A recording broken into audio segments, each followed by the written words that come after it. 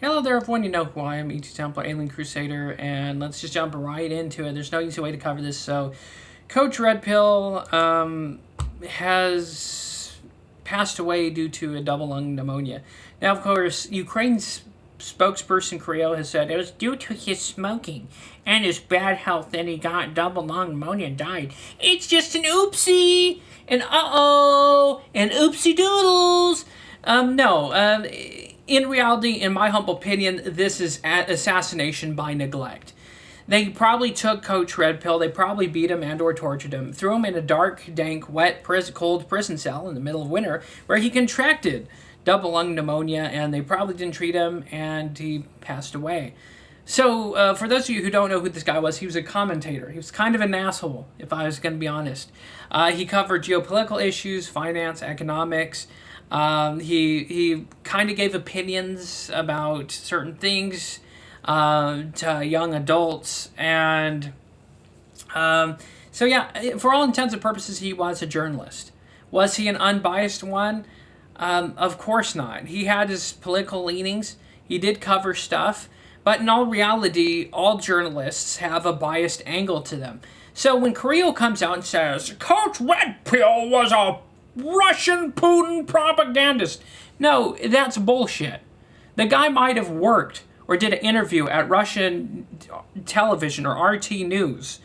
But if we're going to say that that equals like propagandist, then we have to apply that same logic and reasoning to Western journalists. Oh, they're Western propagandists, Nazi Western propagandists, right? So we can't exactly say that, but Kirill is a spokesperson for Ukraine, and he's going to blow as much smoke up your ass as he can.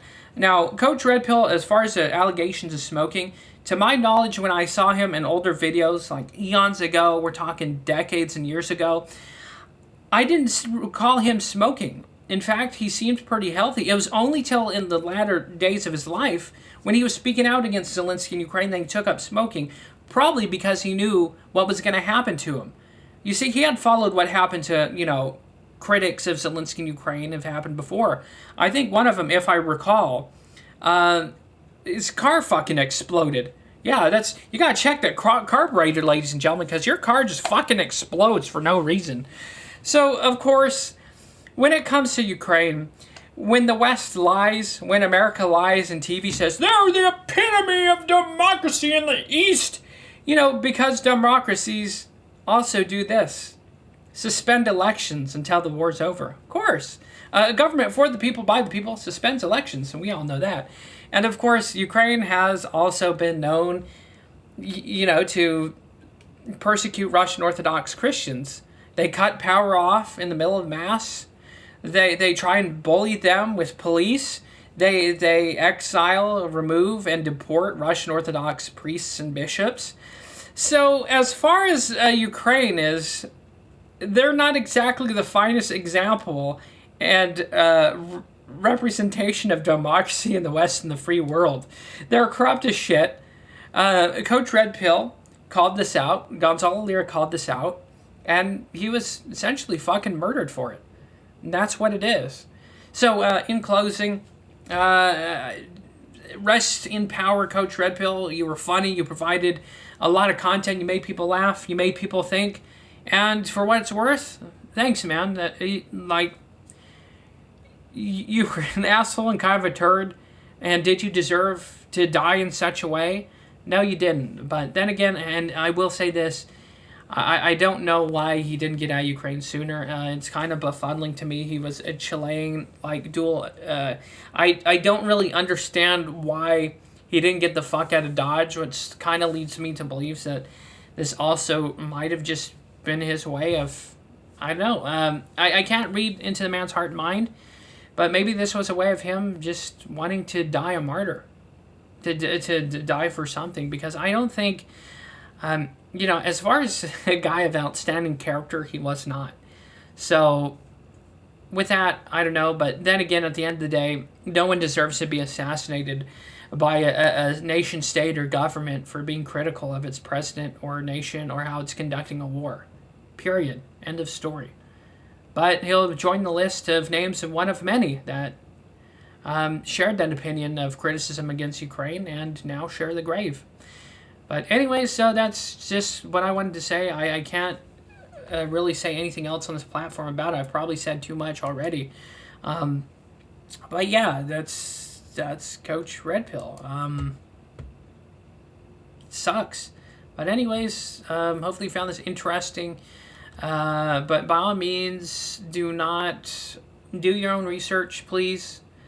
If I had to say this, Ukraine is not that shining example, that city on a hill as far as democracy, democratic values. They're as corrupt, and if not as worse or more corrupt as Russia. And of course, to really wrap this up, I'm not a proponent of Vladimir Vladimirovich Putin or Russia. I have to say that because these fucking propagandists in Ukraine will spin anything. If you're slightly skeptical, they will say you're a Russian propagandist and Putin loyalist, because that's the only thing they got. So with the passing of Coach Red Pill, it leaves a giant hole in the sector. I don't think anyone will be as entertaining or as much as a creative asshole as he would. So with that, I'll end this as kind of a nod to Coach Red Pill, the man himself. Ukraine is 3 things. Yeah! So anyways, Coach Red Pill, wherever you are, man, thanks for the laughs over the years. And yeah, that's the story of Coach Red Pill. There's still an archive. There's still a Coach Red Pill archive somewhere that if you want to get a little taste of what this guy was like, regardless of what he said, what he did, what his politics was, still a funny, creative, and just an out-of-the-box thinking guy. So he left an impression on me. I don't know if he did on anyone else. Maybe not. But regardless, yeah, that's it. So thanks for watching. See you next time.